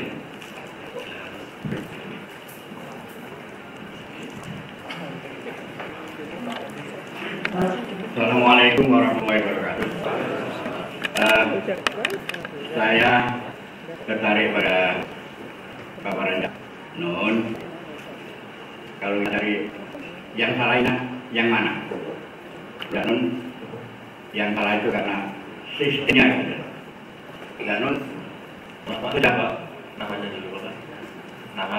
Oh iya, Nama saya Janun, mungkin Janun juga sering nyebut paling tidak mencari kemalaman. Wa ana minal muslimin ya. Dari Pulau sejak pertama sampai terakhir ini, apa yang kami terima ini semakin burung, semakin semuanya menjadi tidak jelas. Yang dicari itu siapa yang salahnya, siapa yang dibikin oleh siapa, bagaimana pemetaan jalan kurang. Janun dan Pak Busro, Indonesia ini unik karena semuanya itu diaruskan. Meres, ya kan, sumbangan sukarela tengah uso. Di Amerika, no money lady. Di Indonesia, no money no dong. Untuk mencari jalan keluarnya, saya cari satu saja yang metafornya sangat padat. Bunyinya begini. Berita sedih di pagi hari. Engkau menanam pohon, tapi tidak mengajak bumi. Engkau menanam pohon, tapi tidak mengajak musim. Engkau menanam pohon, tapi tidak mengajak air. Engkau menanam pohon, tapi tidak mengajak pohon. Engkau menanam dirimu sendiri. Oleh Mustafa W.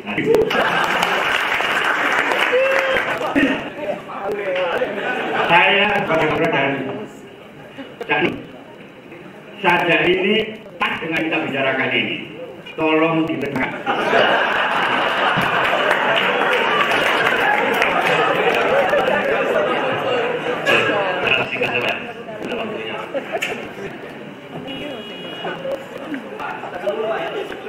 Assalamualaikum warahmatullahi wabarakatuh.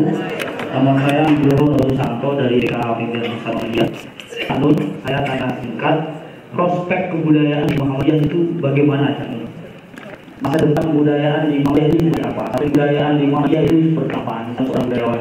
Tanya gue yang saya baca buku yang ditulis oleh Muhammad Zuhri. Saya dapat testimoni Janun tentang Muhammad Zuhri itu. Katanya yang gurunya Janun apa ya? Gitu ya. Nah, itu terus Pak Busro. Kalau kami bilang bahwa korupsi yang membuat negara kita ini kolek itu adalah korporasi, korupsi yang diusung oleh para korporasi. Pandangan Pak Busro tentang itu bagaimana? Misalnya ada Freeport, ada Chevron, ada Newmont, bla bla bla bla bla. Nah, ini kan besar sekali nih korupsinya nih, Pak Busro. Nah, kenapa harus ikan kecil gitu kan? Ada ikan teri yang dari, padahal ada ikan hiu gede gitu. Atau mungkin ada apa gitu di balik situasi itu gitu. Terima kasih Pak Busro begitu ya. Matur nuwun. Assalamualaikum. Terakhir dari sini singkat.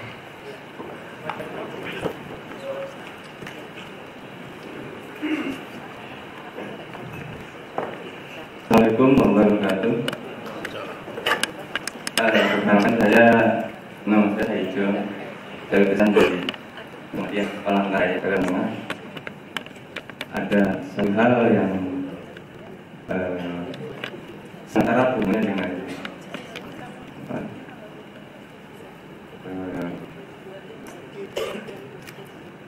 hasil karya yang saat ini ada di Kol Kawalingin Batang Karantin itu sampai saat ini masih ngambang hasilnya, belum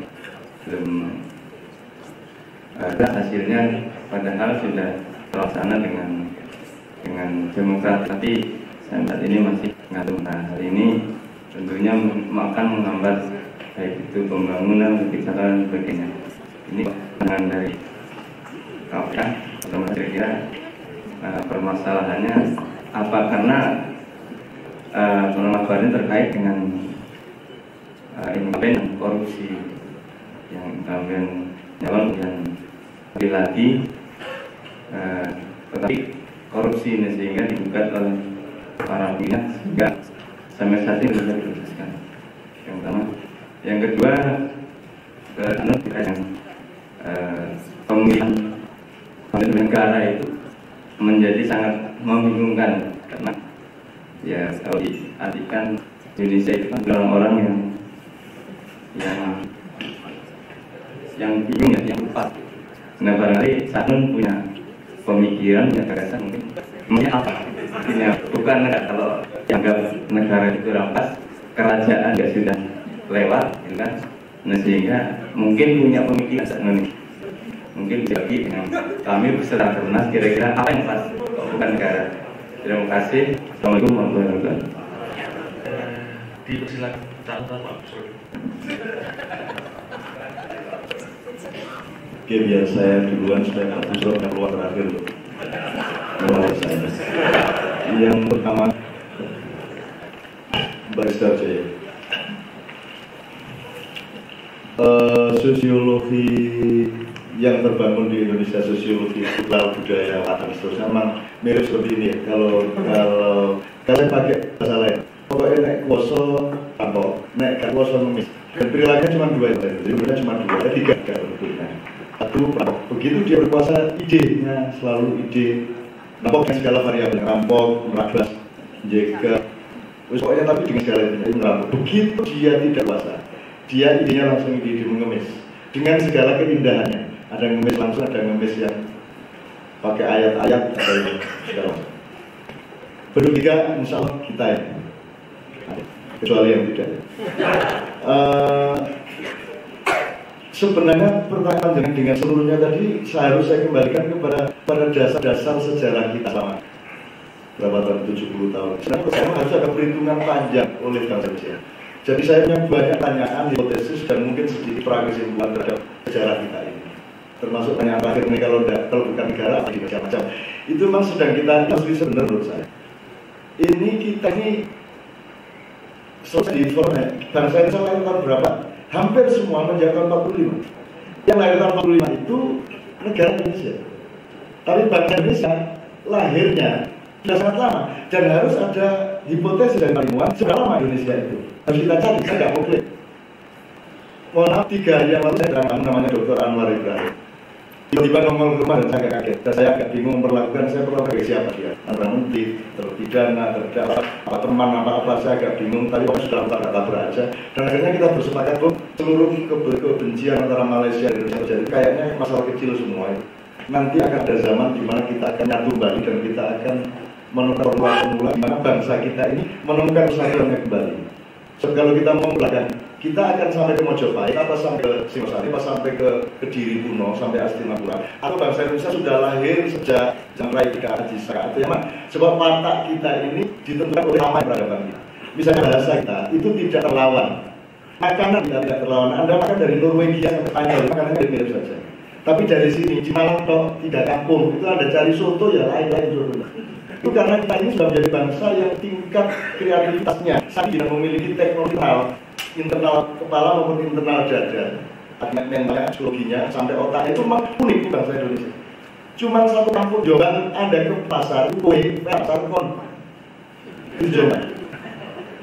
Di Pasar Rano Danco, begitu Anda di sini pasar Danco. Dan itu dijalannya oleh jalan yang ada sungai yang kecil itu. Itu benar-benar. Ini bangsa luar biasa. Nah, saya pertanyaan adalah daripada saya menjawab parsial, Mbak Mending tanya penelitian, masuk Muhammadiyah, kenapa tidak ada penelitian sana? Misalnya saya tanya, nenek moyangnya Arab adalah Nabi Ibrahim melalui Ismail. Nenek moyang orang ini adalah Ishak yang berbapak Ibrahim. Saya tanya, nenek moyang kita itu lebih muda dari Ibrahim apa lebih tua dari Ibrahim? Lebih muda. Ayo kita cari. Kalau lebih muda, apa artinya, apa resikonya? Kalau lebih tua, apa resikonya? Kalau Nabi Nuh dulu, gimana sih lokasinya, misalnya gitu. Kita harus tahu. Dulu Atlantis itu apa? Genera itu apa? Lemurian itu apa? Harus kita cari. Harus kita cari. Dan insya Allah Anda akan menemukan kekaguman dan moyang sendiri. Dari sudut bahasa tidak lama, bahasa Jawa terutama. Satu saja, bahasa Inggris cuma satu, bahasa Arab satu, bahasa Jawa untuk cari. Nah, ini dosor, ini nyusor, ini bilang, ini jungkel, itu selalu main. Begitu ditanya, karena kita hidup begitu lama ya. Itu setiap kata itu luar biasa banyak. Baru saja sangin, baik, perengus, pesing, asam batu, kecut, dan itu tidak bisa dibalik. Itu tidak bisa dirubah. Kalau biji itu besi, tidak bisa orang kali yang budak besi. Orang yang mangganya ini sudah besi, nggak ada. Kita begitu detailnya, itu mencerminkan peradaban kita begitu kuat. Nah sekarang berada di lagi di mana kita tidak percaya sama diri kita sendiri. Kita tidak percaya kebudayaan sekarang termasuk industri televisi itu peran nomor satu dari kita, kepercayaan diri kepada bangsa kita sendiri. Metro TV itu penyiaran bahasa Cina. Terus berpikirnya apa? Kan etnik Cina harus tahu. Harus etnik Jawa mungkin, jangan Jawa Jawa. Lu itu Metro. Saya bilang Metro. Metro TV itu penyiaran bahasa Cina. Alasannya etnik Cina itu Cina dari dulu dari Cina. Amin Rais itu Pakistan, Tommy Winata malah Tommy. Sekarang dia berubah agak Cina, tapi dia Cina. Kalau Pak Amin Rais bekerja sama, dia Pakistan. Gus itu campuran, bukan hanya Jawa dan Arab, sama Jerman ini campur. Itu mbak. Jadi saya nggak mengatakan tiga orang, tapi luas. Kita pernah punya penemuan listrik, kita bisa menggeser hujan, jangan pura-pura nggak tahu. Kita bisa menggeser hujan, kita bisa melakukan hujan. Kita bisa punya ilmu yang sekarang disebut noetik ya. Itu jadi kata kekuatan pikiran, itu kekuatan pikiran. Kalau itu math di bodoh. Ya. Ini beneran. Jadi kalau saya menduga, saya menghimpun, saya meneliti, Pak, kita perlu macam-macam saya ini. Dan saya menemukan dulu, kata kita ini tertua. Kita ini tertua, kita bisa menemukan kata Java di seluruh dunia. Israel itu turunan kita. Jadi selici-lici orang yang masih lebih licik kakeknya.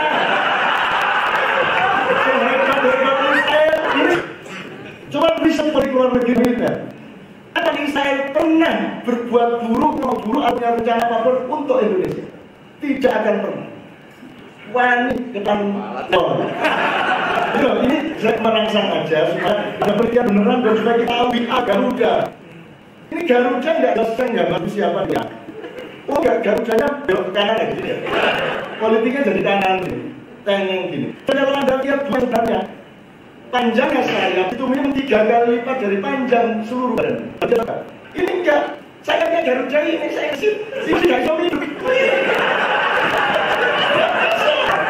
Ya bisa, untung saja merdeka 17 Agustus 45, jadi sayapnya berapa? 17 ekornya 45 apa ya? Bayangin kalau Jepang dibom tanggal 31 Desember. Jepang bom tanggal 14 Agustus, Korea merdeka 15 Agustus, kita 2 hari. Kan ya jika saya tidak mau jadi presiden, kan biasanya tawari Jepang untuk presiden, akhirnya Soekarno dari Soekarno, kita butuh 2 hari untuk memproklamasikan Indonesia, gitu loh. Itu untuk 17 Agustus, Garuda bentuknya bagaimana saya Jepang dibom 31 Desember, saya lahir di tanggal Januari. Jadi, oke, saya sudah bertanya, buat Anda itu jangan seperti nanti NKRI harga mati. Al-Quran aja apa harga mati kok NKRI mati. Tidak ada nabi yang pernah berkata, tidak pernah ada nabi yang jadi warga negara. Rasulullah tidak bernegara. Kalau tidak berani berpikir independen, tidak saya mengatakan Indonesia harus bangga. Cuma dikiranya harus bangga. Tidak pernah negara semua tidak pernah bangga. Kan begitu. Dan Piagam Madinah itu pun bukan seperti pasal hukum KUHP. Piagam Madinah itu perjanjian antar warga 47 pasal diciptakan oleh bergeserkan warga secara langsung 6 tahun. Itu sebenarnya cuma MOU saja. Tapi bukan barang siapa mencuri. Rendahnya manusia sehingga pasal seperti itu. Kan begitu. Kalau manusia adalah manusia, kalau tidak pernah dapat itu tidak akan melakukan itu. Tapi hukum memang harus ada dari Anda tadi. Hukum memang harus ada. Kenapa? Karena manusia sudah sampai pada taraf yang paling hina dari kemanusiaan. Sehingga untuk tidak nyolong, kudu diatur doa mulu. Ini manusia ini nyolong. Kira-kira itu. Saya sudah bisa menjawab dari yang sudah. Perkara ini memang ada diperlukan majelis tarjih berfatwa atau tafsir mengenai menutupi aib saudara di dalam Al-Quran. Menutup yang dengan kasus Muhammadiyah. Terus nanti kalau PWI tampil oleh wartawan dapat kasus, terus nanti diselesaikan dewan pers. Lu nak ngulung ada yo ayam itu sudah. Enggak UMM ada kasus, UMM punya UMM. Cinta yang beli ke polsek gitu. Yang ini harus ditafsirkan kembali, saya tidak pernah harus ditafsirkan kembali. Yang menutupi aib oleh Allah dan Rasulullah itu apa? Sebenarnya berjalan terus apa? Pada momentum apa? Dalam persoalannya bagaimana? Kemudian Mbak Dewi Nurul, saya ngomong benci hukum itu ke dalam buku saya belajar sama Surona. Enggak waktu saya kemana-mana demo, saya benci hukum ya ada. Itu cuma saya guyon sama Tia ini karena saya tidak suka sama kakunya dia itu. Kaku, tidak bergaul, karena muakkan sekali. Karena orang orang Jogja nggak ada Jawa Timur sekolah sepi. Karena seluruhnya di Jawa Timur, kelas itu Jawa Timur semua. Jadi yang bukan Jawa Timur cuma dia yang orang Jogja. Itu pun partainya beda. Kalau Jawa Timur kan nggak jelas apa Muhammadiyah, apa NU, nggak jelas PPI. Nah, dia jelas ketua IPN. Tokoh Muhammadiyah. Saya tokoh independen. Jafnan Sanafandi tokoh tiga orang jadi calon, saya calonkan. Dari dulu pasal saya dari 2 bulan terus saya dibuka penegak guru saya digondrong, terus gurunya memotong sini shred, jadi kan gondrong terus potong sini, biasanya sininya saya potong shred kan jadi simetris, terus gurunya belum dipotong, kan dipotong kemarin, belum maunya guru dipotong ini kan terus jelek, terus saya potong semua, enggak, itu kan ketika nggak ada masalah, kalau bapak rambut lagi, jadi mantap dulu, itu masalah kecil dunia, rambut ini bukan masalah, mau saya ini rambut lokal. Itu rambut lalu ya Pak. Kalau dikatakan ini lah rambut lalu. Itu sudah dari mode internasional. Jadi Mbak itu soal makom. Saya ngomong gitu itu pasti pada makom dan bahasa yang relevan. Kalau saya jadi ketua KPK, saya tidak akan ngomong gitu, saya akan ngomong begitu hukum. Kalau saya guru di kelas, saya tidak akan ngomong begitu. Ini saya kerjaan saya tiap hari adalah ngedikin hatinya orang, membuka kualitas orang. Orang itu jangan suplemen terus, masa udah kamu mesti makan ini, minum ini karena jangan terletak di dalam caramu atau metabolisme dalam hidupmu, tidak pada apa yang makan, tidak pada suplemen. Kamu jangan selalu berkata hukum itu kan dari luar, tapi kalau halal kan dari dalam. Nah, perbuatlah kekuatan dari dalam itu supaya tidak segala sesuatu kamu suplemen.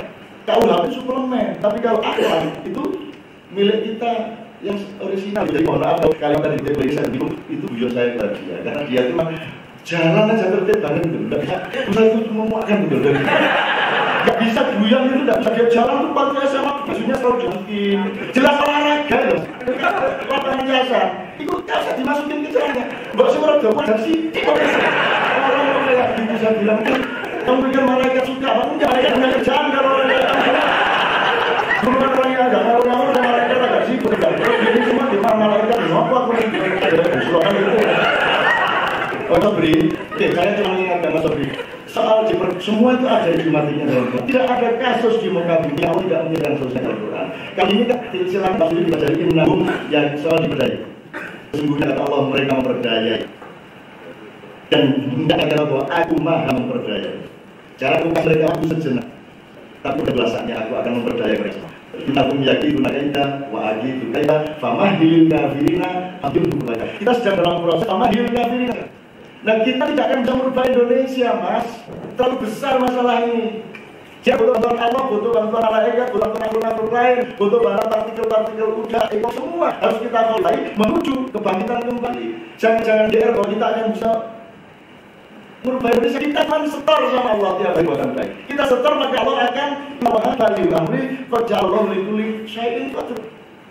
Kalau kita disuruh merubah, tidak bisa mengatakan ini ayat Muhammadiyah pasal 7.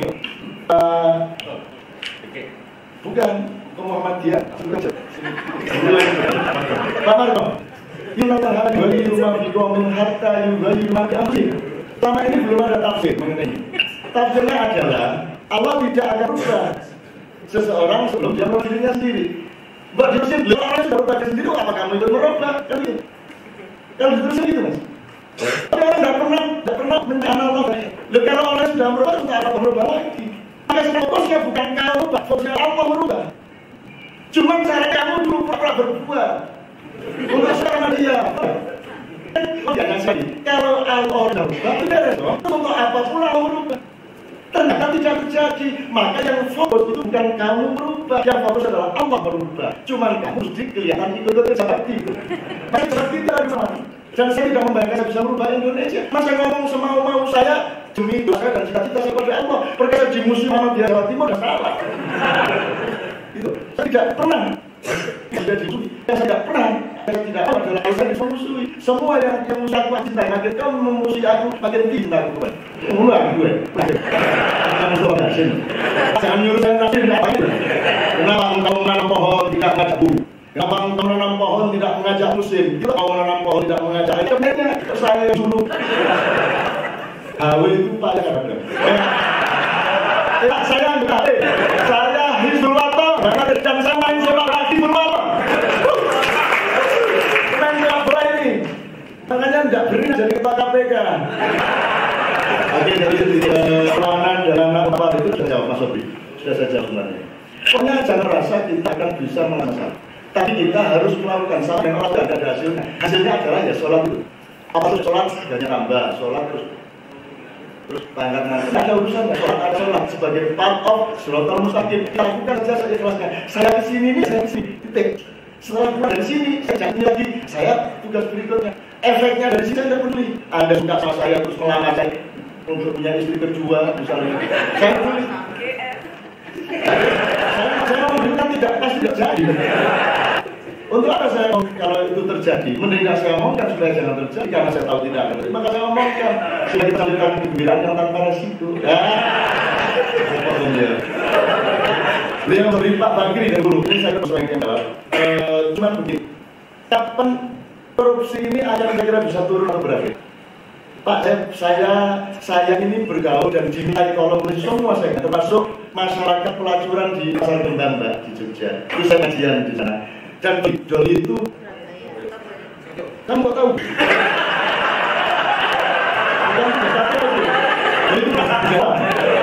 Jangan banyak-banyak.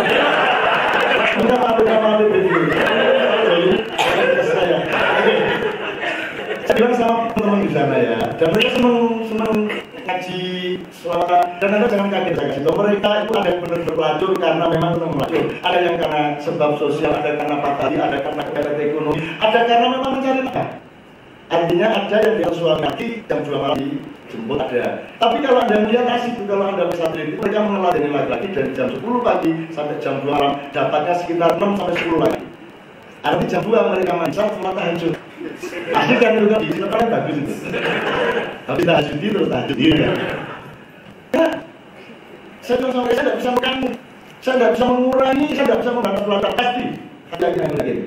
Bahkan saya tidak mampu mengurangi jumlah pelacur, pasti tidak mampu saya. Tapi insya Allah saya berusaha tidak menambah jumlah pelacur. Ngerti maksudnya? Kalau tidak nambah tadinya, uang tidak kembali ke menaruhnya beres.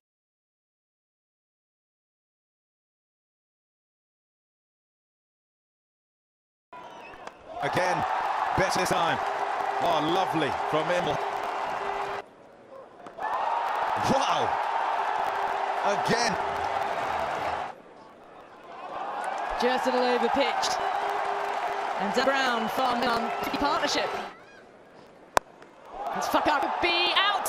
It's out. However, batsman hasn't moved. Well, this will feel like a controversial moment if you're a South African supporter. No, surely not. Just as we're pumping his eyes up. Oh, glorious. Through the offside. Oh, he's got another one. Brilliant catch from him. Unbelievable. He's on his run. That was sensational. It's a bit of a freebie, but it might bring him up. No, over the head of Yingidi. This could be close. This could be a review. Pitching it off. Team up for the Samson, 33 for 2. Appeal and fingers raised in the fees. There it comes. The dread by Harris Sahel, and it's dispatched. That's good for him. He's worked very hard for it. He's his second in this tournament. All going again. Not enough on it this time. Gone. Well, that'll be 50. Beautifully lifted away by Harris Sahel. Oh, this could be trouble. Oh, it's over the top. Signaled. Away. Oh, and over the top. Oh, and taken. JP Duminy coming off the boundary. Got him. And Gidi gets Wahab Riaz. He's having a go, but he's top-edged it. And a comfortable catch for Gutton de Kock. I'd like to do it, or not even. Oh, I think he dropped the ball. He'll go upstairs to check. He might well have dropped it. So single will stand. Pakistan, 308 for 7. Oh, in swing, just missing the stumps, I think. Pitches in the line and picks in the line. Wickets hitting. Oh, mass moment in this game. There's use of the out on the ground for Duplessis. That's a third boundary for him.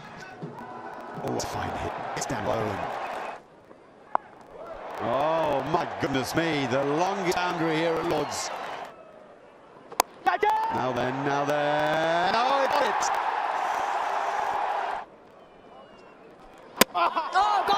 Shadab bursts through.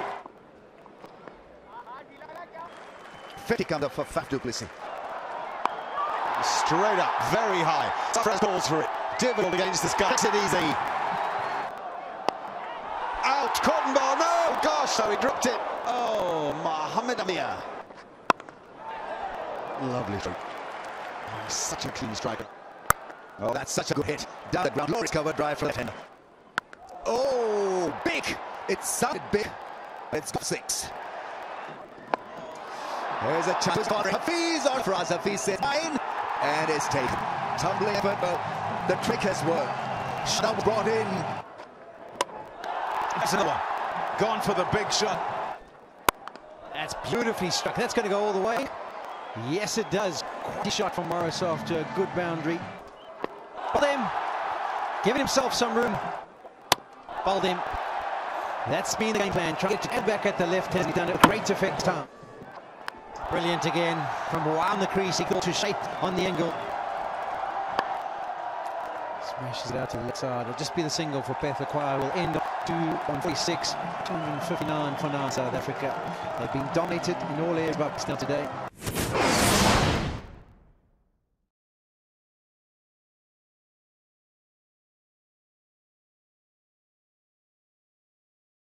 There's a real atmosphere. Some good here. Hampshire Bowl, 2 of the biggest nations, both with long, rich histories going head to head. That is out. Super cricket. Better length, beautiful line. Zip. Good safe catch. It's correct. That's a shot catch from Virat Kohli. That one he plays superbly short, a little bit of width, finds the gap. Oh, he's knocked him over middle set. Van der Dusen. Vision is beautifully ball. Big over this for India. Oh, about that one, yeah. That's a good shot. Hit over extra cover, one bounce into the fence. Oh, there he goes. The leg spinner comes back and takes a wicket straight away. Right, he's gone for the big one. And will cut the field. Oh, well, he was that far on the ground. One of the easiest dumpings MS Dhoni will ever in his career. Morrison can't let that one go. Yeah, probably his first bad delivery. Chahal. Tremendous strike. Oh, what a powerful flat that is. It's safe, I think. No, yes, just a bit too much for Bumrah. Almost dark catch for him, actually. That is, oh, nicely taken. Virat Kohli makes cricket easy, doesn't he? Rabada, glorious stroke. That'll be caught, and that'll end the innings. And South Africa have a real problem here. 227-9 they finish on. The defending, that's going to be very good. Oh, yes, finally they've got one. Another beautifully directed delivery from Rabada. It's the feather.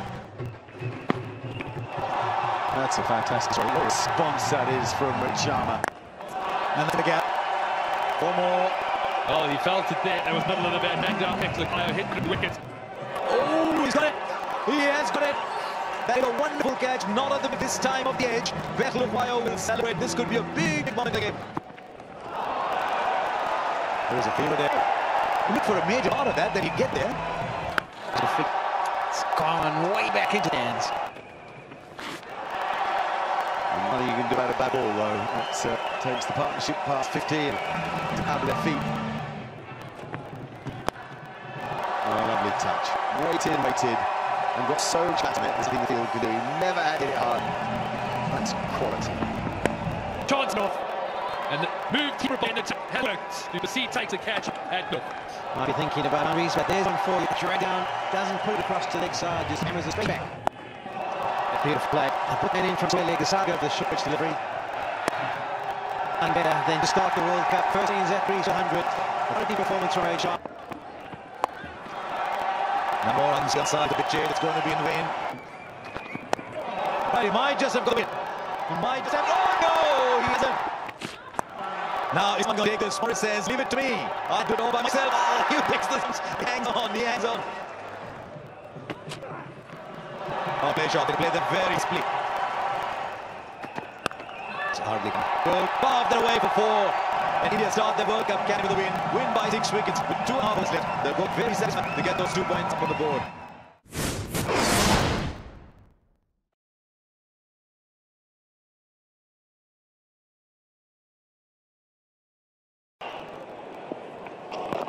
opportunity. Yes, massive. That's not there. 15 rows back. That's Nehemiah, the Indian skipper. Puts away the crowd into the over. India 123 for 4. That's a nice finish to the over. And he made it all this.